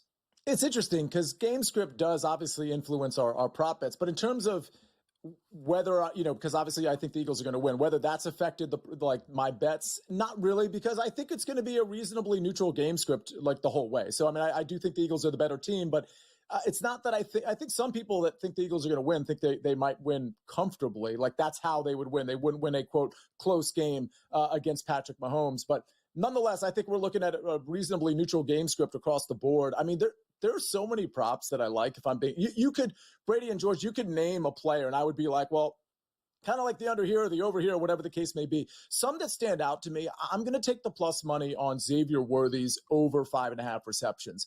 And I do like all Xavier Worthy related props. I know a popular one is his rushing over. I haven't bet that one, but I don't mind it at all. I think Xavier Worthy anytime touchdown is a really good play. And I would attach that to, if I was going to do like an SGP with like Patrick Mahomes, 2+ touchdowns, something like that, or over 1.5. The Xavier Worthy though, he catches so many balls near the line of scrimmage. We know what Patrick Mahomes does. It's the short area passing game. And I think, we think of Xavier Worthy, or at least pre-playoffs, a lot of people thought of Xavier Worthy as the guy that's like almost like that Tyreek Hill type, that speedster that's down the field and catching the long ball and not getting a lot of targets. Well, that's not what he's matured into. He's matured into a guy that's getting the ball 1 second after the snap, a second and a half after the snap, and just trying to make plays, whether it's a quick slant, a wide receiver screen. Yeah, sometimes down the field here and there. But I just love his receptions prop. I think we're going to see a lot of short area passes. Now, whether he springs one is a different question, which is why I don't love his over 55.5 yards. I do think he's going to get there, but I think he could have believe it or not, this speedster, I think he could have like 45 yards in 6 or 7 catches. But I like all Xavier Worthy overs because I do think Patrick Mahomes, when it comes to like money time, there's only a few guys he's really going to want to target. I think Xavier Worthy is among them. I have other props too, but that's the one that stands out because I think Xavier Worthy's in for a big game.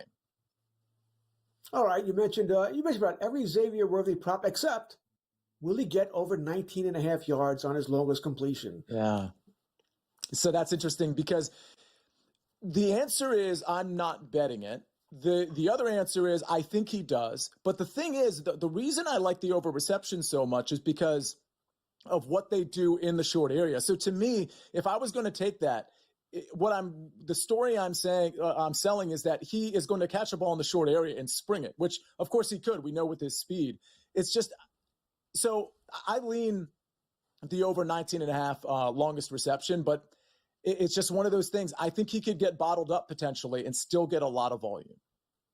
Sia, I wonder what your opinion is on DeAndre Hopkins. It seems like he's been, the disappearing act here as of late. And we know the guy's a Hall of Fame caliber wide receiver. Do they kind of flip the script and utilize him more than I think a lot of people think this guy is going to be a ghost once again in this game? Or would you say, hey, maybe Andy Reid's got a couple of things up his sleeve and I'm going to bet yes on DeAndre Hopkins props? I know a lot of smart people, like genuinely smart people, people I think are smarter than me for sure, that love DeAndre Hopkins overs. I'm not one of them. And I don't think the up the sleeve thing is going to happen in the Super Bowl. I really don't. And to the extent it does, it's a play call and it's not a different player that's suddenly getting into the mix. You know who I think the over that I like? Because when we look at DeAndre Hopkins, what are we looking at? His over receiving yards, 11.5, 12.5 yards.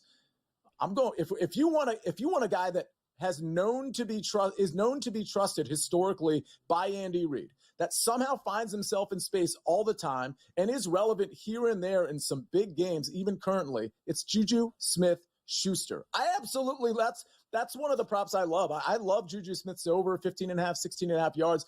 Again, when you look at the Eagles, you look at these cornerbacks that are really good, but they're largely going to be on some of the better, higher profile receivers, right? The Xavier Worthy's, the Marquise Browns, of course, Travis Kelce's a different conversation. I think Juju's going to find himself in space for sure. And I think he's a really interesting ladder play, anytime touchdown play. I'm not like all in on this, but if I'm comparing Juju to DeAndre Hopkins, I think Juju is the way to go.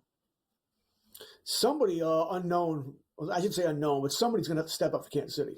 All right, yeah. They don't have the greatest or the top name receiver there, so maybe I don't think it's Hopkins either. I just don't.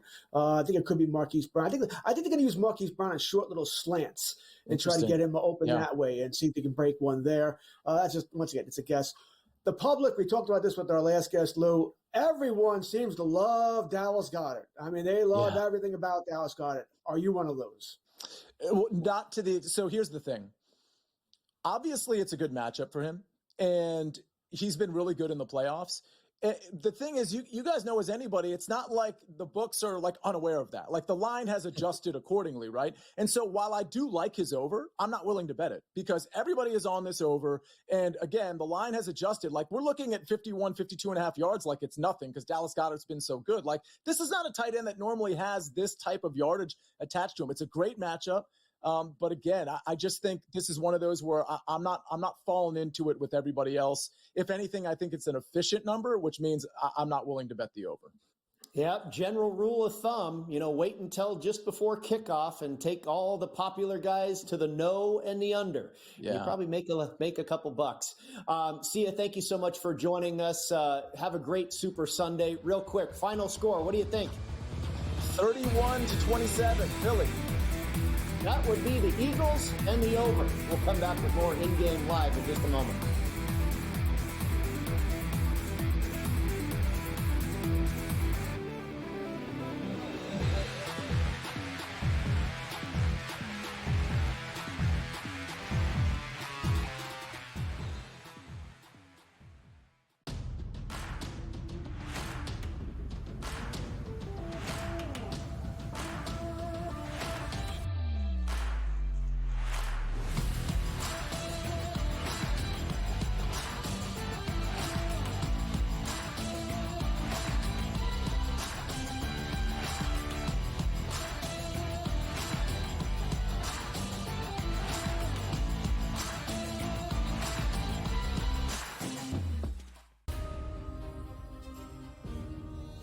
best dressed guy, let me tell you, next to me in terms of Radio Row.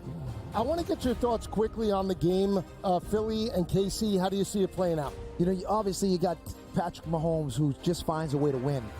Then you got on the other side of the table an alien, and Barkley. I mean, he's had an incredible year. Right. I think whoever has the balls last is going to win the football game. Only on SportsGrid. I have no idea how to categorize what Mavericks GM Nico Harrison pulled off, Joe. All I know is that he shipped off Luka Doncic without telling Luka about it. If you thought conditioning was a problem for Luka, wait till you get a load of Anthony Davis tripping over air and then missing 40 games because he's like Glass Joe's. The early line. Only on SportsGrid.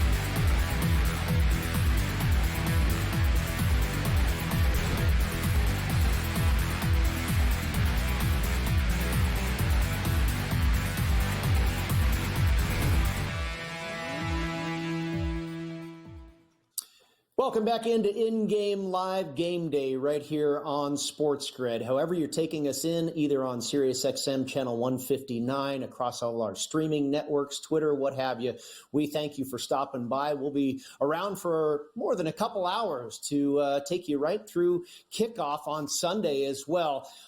In-game live action during the big game, too, so you can get all the live lines and what's going on, maybe opportunity knocking there within the game itself.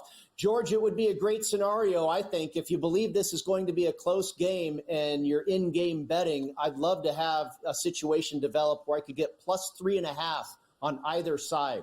You know, if the Eagles go up and the Chiefs all of a sudden become a 3.5-point underdog, and then all of a sudden it flips and you're able to get Philadelphia, I'd love to have a situation where I could get 3.5 on both sides here live. Well, I said, I'm on the Eagles already. I would love tomorrow for Kansas City to get the ball first and kick a field goal. You know, yeah. I'll get a much better price and go right back on Philadelphia. I actually have a bet on that. I have a bet that the first score will be a field goal. I like that. I like it as well here because I think that very well could happen.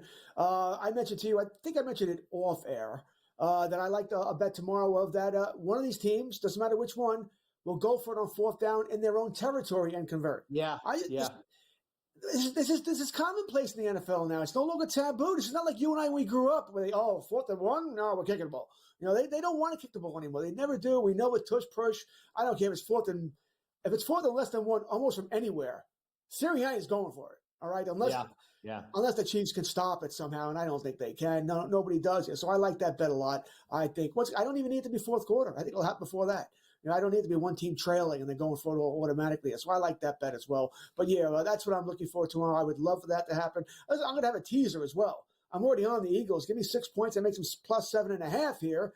And I just got to find out where I want my teaser to go. Probably going to move the over-under down. I think that's what I'm going to do there, to bring it down to like 42.5, I think it is, and we'll go the over there. So the bottom line is this. I lost 2 years ago when they played the last time. Hey, Brady, I was on Philadelphia then too, and that didn't work out well. So I'm going back to the well tomorrow here to start to even things up. Let's talk some hockey, my friend. We've got a few late-night games on the ice that'll drop the puck here in just about 40 minutes or so. One even later than that, 7:30 Pacific, 10:30 Eastern for the Kings and the Ducks, the battle for bragging rights there in Southern California. But coming up, 7 o'clock Pacific, 10 p.m. Eastern, the Stars and the Sharks. And Dallas is looking for a season sweep of San Jose for the second straight year. Head coach Pete DeBoer beaten up on his old team, George, and the Stars are pretty heavy favorite here. It looks like actually the Sharks may have taken a little money because I think they were closer to a $3 favorite. Now I'm seeing minus 260 with a total of 6.5. Yeah, I think too. I agree with you. I think it was worse before. I think the reason why is the Sharks money's coming in on the Sharks. Remember, Dallas played last night, and generally that's that can be a problem here. They get a little tired. They're a little tired, especially if the game goes along here. Also, listen, this is the last game before the Four Nations break for most teams. There are a couple of games tomorrow here. So this last game, teams may be looking forward to that break, right? If you're not going for the Four Nations, hey, you're going on vacation. Maybe you're going to Aruba. Get out of the cold weather here. So that's something to be watchful of as well here. I'm not laying with 240 with Dallas. Minus a goal and a half, only getting plus 104. That's not enough for me. This is a parlay opportunity, and I am going to parlay this with the next team that's playing here, or the game I assume you're going to talk about next, and that would be the Los Angeles Kings. Well, I've got one I'm going to slip in before that, and that will be the Calgary Flames hosting the Seattle Kraken. It was last Sunday that the Flames beat the Kraken in Seattle. Seattle's lost 3 in a row, but the Flames are not that big of a favorite here. At last glance, I saw minus 130. I got minus 134, so it's gone up a couple of pennies here. I'm on the Flames tonight. Flames are a good team, better than we give them credit for here. Seattle's not a terrible team, by the way. Flames are just better. I think they beat them again. All right, so you've got another leg, or the second leg of that parlay. You've got the Dallas Stars with either the Los Angeles Kings or the Anaheim Ducks. The Kings are going for their 4th straight win over Anaheim, but the Ducks have been hot. They've won 5 out of 6. Yeah, and this is a little worrisome because once again, the Kings played last night as well. So I generally do not like betting on teams that played last night, and I'm doing that with the Kings and the Dallas Stars. So keep that in mind here. This is just, once again, it's a late night parlay. I'm doing a show, wanting something to bet on. If I was just home here, I probably would not have done this, Brady. So this is your fault. Or maybe it's Adam's fault for not being here tonight if I lose this parlay. Well, that's a good little caveat there, a disclaimer, if you will, because it's for fun. It's for funny money. It's maybe not the most serious bet in the world. You want to have a little action on the ice. A parlay with the Stars and the Kings. Adam Chernoff joins us next as we dive back into the big game.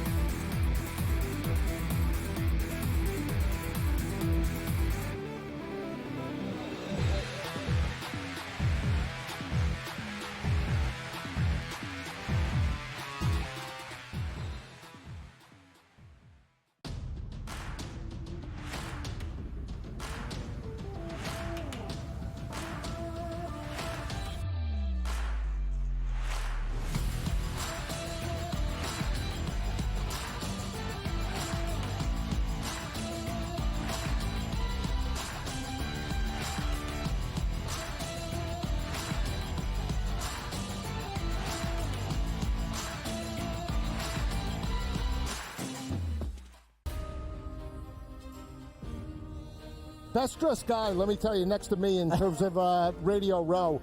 I want to get your thoughts quickly on the game. Philly and KC, how do you see it playing out? Obviously you got Patrick Mahomes, who just finds a way to win. Then you got on the other side of the table an alien, and Barkley. I mean, he's had an incredible year. Right. I think whoever has the balls last is going to win the football game. Only on SportsGrid. I have no idea how to categorize what Mavericks GM Nico Harrison pulled off, Joe. All I know is that he shipped off Luka Doncic without telling Luka about it. If you thought conditioning was a problem for Luka, wait until you get a load of Anthony Davis tripping over air and then missing 40 games because he's like Glass Joe's. The early line. Only on SportsGrid.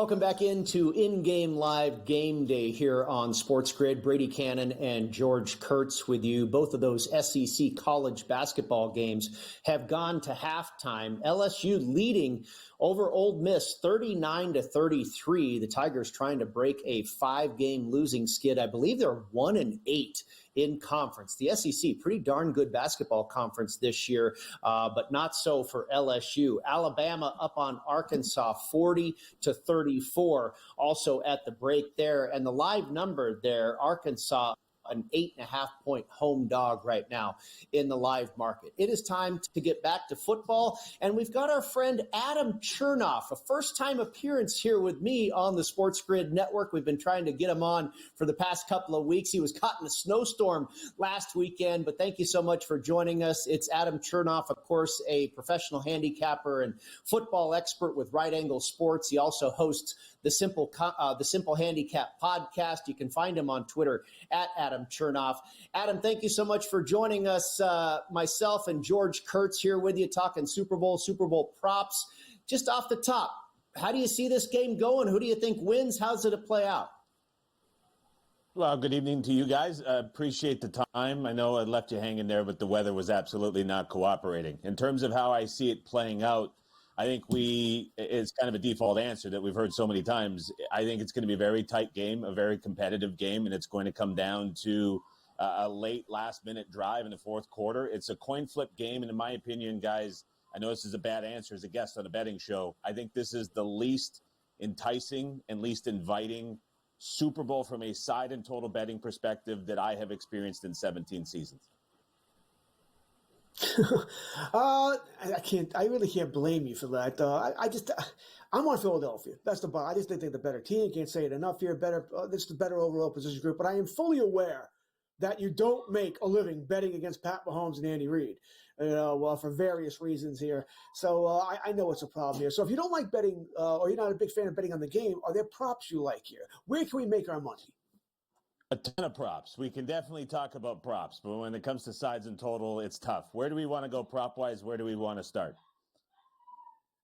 Let's start with Pat. I am all over Pat Mahomes. I'm all going over Pat Mahomes there because I think that's the game script here. I don't think the Chiefs can run the ball whatsoever tomorrow. So I think everything's going to have to be filtered through Pat Mahomes throwing the football, whether it's short passes, long passes, or even him running the ball. Okay, so of the top three that I have, and there's a long list of props that I've touched on, Mahomes completions over 23.5 would be the one that I like the most for anything Patrick Mahomes related. To your point, I think running the football is going to be difficult. It's a a switched up interior offensive line.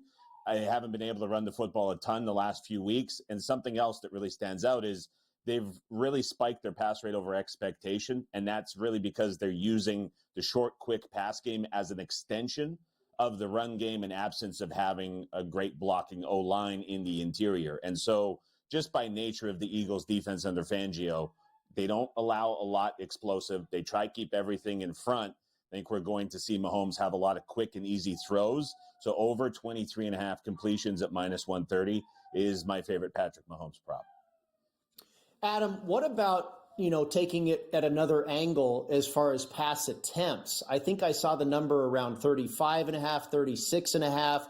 I'm with you on the completions and I think he could maybe go under the attempts and still over on the completions because it'll probably be a lot of short yardage stuff. Like you say, maybe kind of filling in or taking the place of a running game that's been a little bit absent. The number seems pretty high, 36.5 attempts and that type of thing. Would you go over or what's your thought on that one?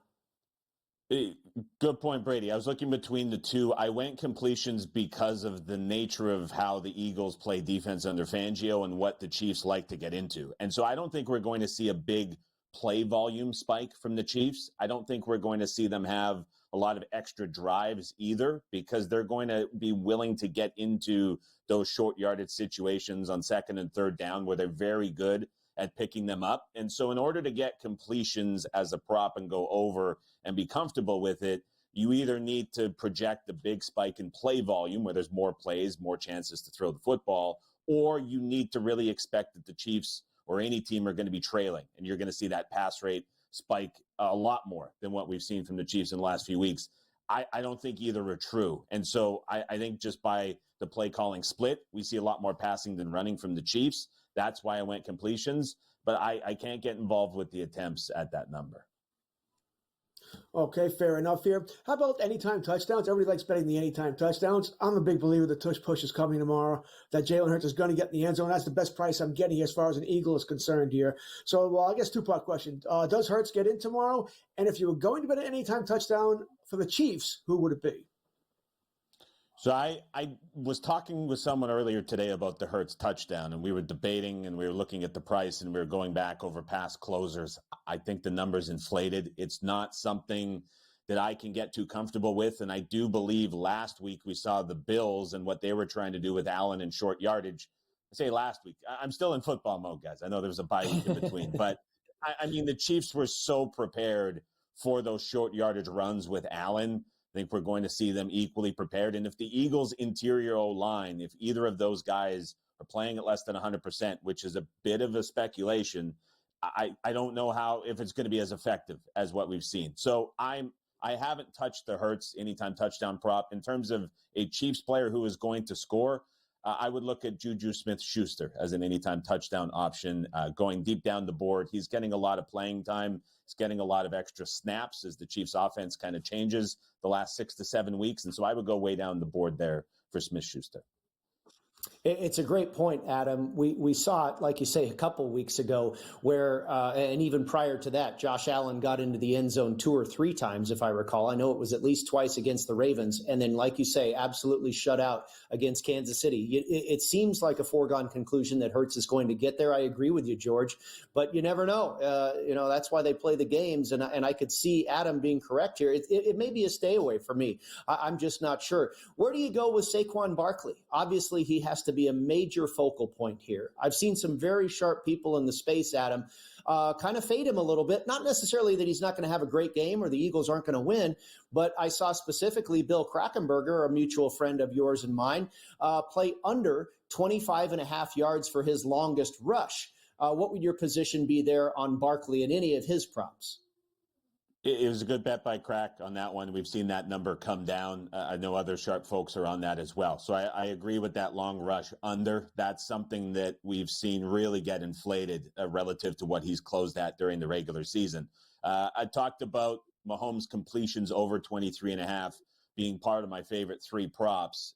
Another one that's part of that 3 is Barkley receiving yards over. And I would play this up to 14.5. Anything better than that, I think is great. And this is something that I think is going to come on one big play. We are going to see Sirianni and Moore find a way to time a slip screen against this Chiefs defense that is so willing to blitz. Of all the plays and all the angles and everything that I can look at with so many options in this Super Bowl, the one thing I have a ton of confidence behind is they're going to draw that play up. Maybe once, maybe twice, and it's going to connect for big yardage. I think they have to do it just to negate some of those rushes.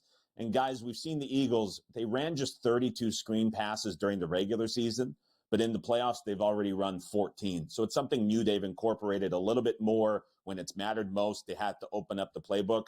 And I think we see Barkley have a big catch and run in this game. So that's my favorite Barkley prop over receiving yards.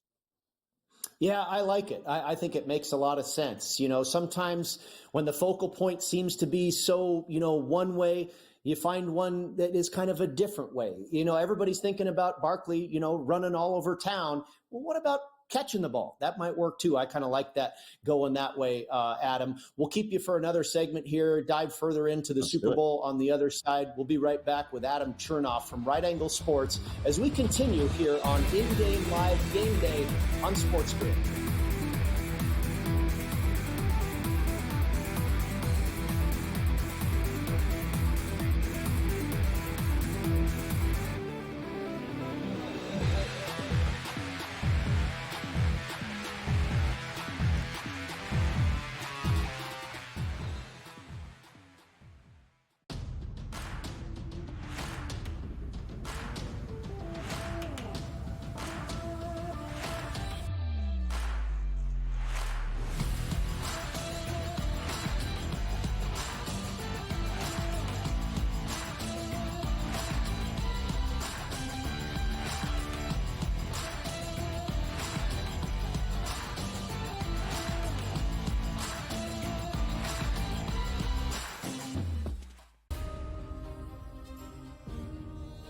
best dressed guy, let me tell you, next to me in terms of Radio Row.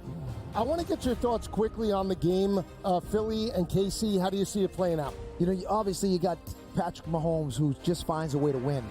Then you got on the other side of the table an alien, and Barkley. I mean, he's had an incredible year. Right. I think whoever has the balls last is going to win the football game. Only on SportsGrid. I have no idea how to categorize what Mavericks GM Nico Harrison pulled off, Joe. All I know is that he shipped off Luka Doncic without telling Luka about it. If you thought conditioning was a problem for Luka, wait until you get a load of Anthony Davis tripping over air and then missing 40 games because he's like Glass Joe's. The Early Line. Only on SportsGrid.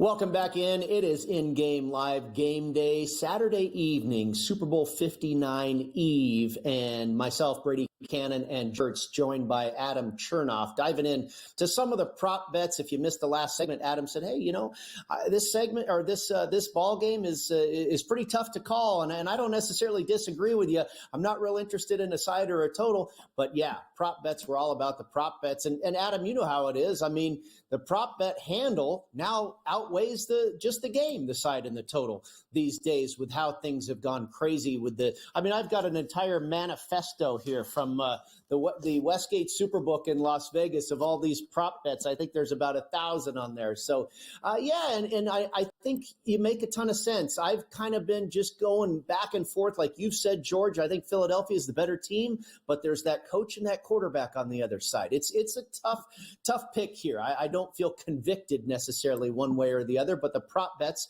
are something we can dive into and possibly make some money. Back to the side, though. Where do you think this line will close? We saw it basically open at 1.5. I think I saw it tick to 2 for a second here in Las Vegas, back to 1.5. Now pretty much a consensus 1 at most books. And I was listening to a couple of shows earlier in the week, and I tend to agree. You know how it is, Adam. For the Super Bowl, the public can actually move a line because there's such volume. Everybody is betting this, even the $20 and $50 bettors. I think we get to pick them, or Philadelphia is possibly a favorite before kickoff.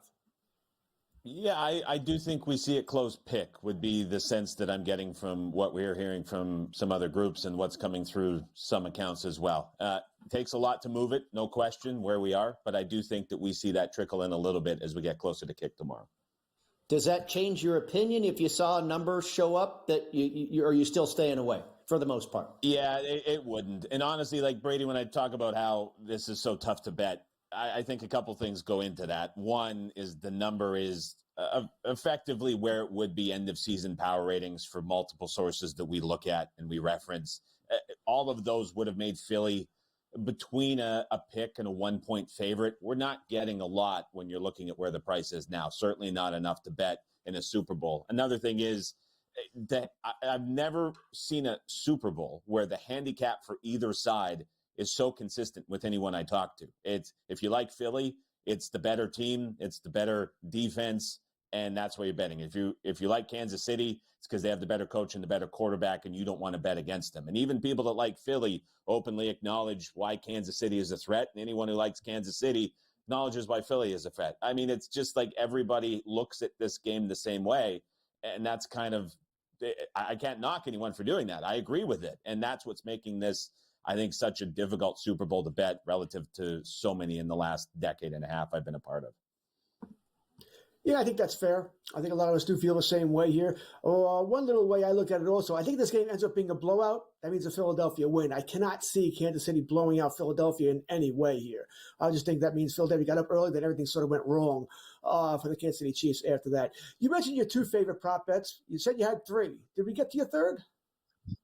Absolutely. Harrison Butker made field goals over 1.5. Anything minus 175 or better. And this, like the big thing that I have in this game is we're going to see Kansas City willing to go on those longer drives. Think about what Washington did first drive of the game last week against this Eagles defense. 15 plays, lots of short completions, lots of short yardage runs, picking up a lot of first downs. And that just leads to these long drives where in the red zone, things become so tough against this Fangio defense. The space condenses. These cornerbacks play a lot tighter. It's just so hard to get those final 10 to 20 yards against this Eagles defense. The Chiefs are going to get in the red zone plenty. It's just a matter of, are they going to finish drives? I think they get stopped a few times in tight. That sets up for field goals. But also, this is Butker kicking indoors. He's an outdoor kicker, and we see some of these numbers suppressed annually in Super Bowls where that is the case. So I think they're going to be willing, maybe those 1 or 2 chances where he gets a little bit of a longer kick attempt than typically what you see for Chiefs games. So Butker over 1.5 field goals, minus 175 or better. Mahomes completions over 23.5, minus 130 or better. And then Barkley receiving yards, anything better than 14.5. Those are the top 3 and 3 I like most for the Super Bowl. Music to my ears, Adam. I tend to agree with every one of them, and Harrison Butker over 1.5 field goals is already in my pocket at minus 160. So I for the most part of the regular season, Kansas City was not a great team in the red zone. They settled for a lot of field goals. So I expect that to be true on Sunday as well. We've heard a lot of buzz about A.J. Brown, and we've seen his number get bet pretty heavily to the yes and to the over. I think as far as receiving yards, the last I saw was 73.5. Who knows? It could be 76.5 by now. What are your thoughts about Brown? Would you make bets? Obviously you have to find the right number, but more importantly, do you think you get a big game out of A.J. Brown? Well, he's going to be the main blitz outlet for Jalen Hurts. He has been for a long time. So if you see maybe a good in-play angle to circle, if you see that O-line for Philly struggling up front early and that becomes a problem, and you get Hurts holding on to the ball for a long time like he tends to do, as the game progresses, you're likely to see Brown involved a lot more. I've heard some conflicting opinions on how the Chiefs defense is going to approach it. I don't think they stick McDuffie on Brown. I actually believe the Chiefs are going to go with a bracket coverage over Brown, and then they're going to put McDuffie on Smith just to free up guys to defend Goddard in the middle of the field with some of their linebacker issues. And so that's going to create an interesting matchup where you probably don't see a lot of explosive plays from Brown. But if the Eagles have to adjust to some of these pressures and blitzes, that's where he gets involved. And so I'd be a little weary of the yardage play. Maybe if you force me into something, I'd be more enticed by receptions than anything. But I haven't played anything personally with Brown. But, guys, something I did hear from a bettor that I respect who's another pro, interesting prop angle and matchup if you can find it. Brown to score a touchdown before Travis Kelce. He was looking at that around plus 150. I don't have access to that prop myself. People listening may have it. That was something that I saw come in that was pretty sharp. Very interesting there. A.J. Brown to score a touchdown before Travis Kelce. I might see if I can find that one myself. Adam, thank you so much for joining us. Have a super Sunday, and I hope you cash all those prop bets. Before we let you go, a final score, my man. What do you got? 27-26 Eagles. 27-26. Fill it in the over. More to come on In.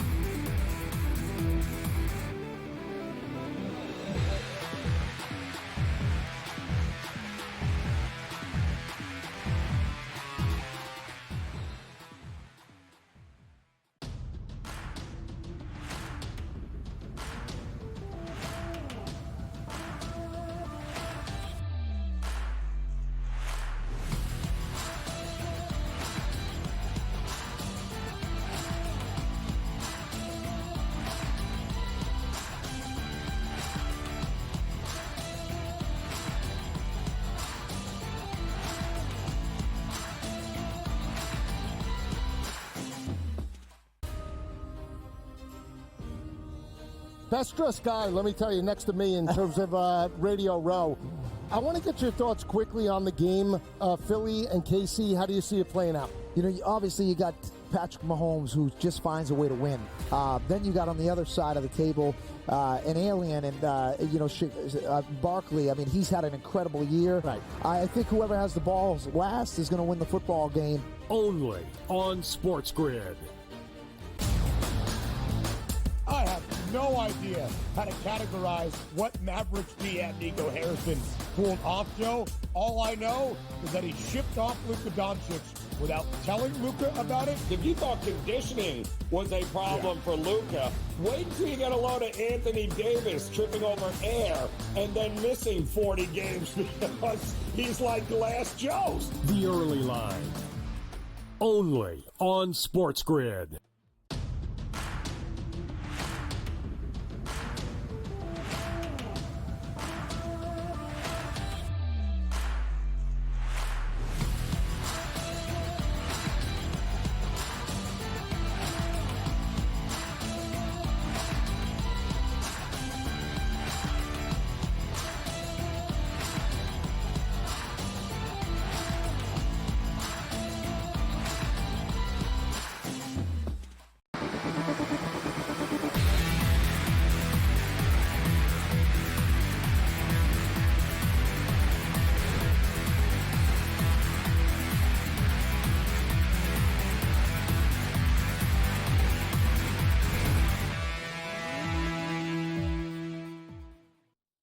Welcome back into In-Game Live Game Day right here on SportsGrid. Brady Kannon and George Kurtz with you. And thanks again to Adam Chernoff of Right Angle Sports. Again, you can follow him on Twitter at Adam Chernoff and catch his podcast, The Simple Handicap. George, it sounds like a lot of us, our guests, you and I, are kind of thinking along the same lines here. And I thought it was interesting. Adam kind of pointed out that it seems no matter what team or scenario you see playing out here, we're kind of all handicapping this game the same way. And I like each and every one of his top three prop bets that he brought up. Mahomes over on completions, Barkley over on his receiving yardage, and Butker over on the number of field goals kicked. I can't argue with any of them. What do you think? Yeah, I'm with them on all three as well. I have all three bets. I think Barkley is over 12.5 yards, if I remember correctly, when I got it there. I already said that Mahomes. I said I want 31 props, so I don't think I've named every one on the show here. And Butker, I didn't specifically name the 1.5 field goals. I have him over 7.5 points, which is the same thing. All right, because he's going to have to get probably 2 field goals to get that. I don't see them scoring 4 touchdowns, 5 touchdowns and getting 1 field goal. I don't see that happening there. So I need him to get those field goals as well here. Once again, indoors, I think there'll be scoring opportunities. I think Philadelphia may play a little bit bend but don't break. I think there'll be some yards to get there, but the touchdowns in the red zone will be tougher to come by here. And I said it earlier, I'm on Butker, 47.5, longest field goal, 47.5 or more.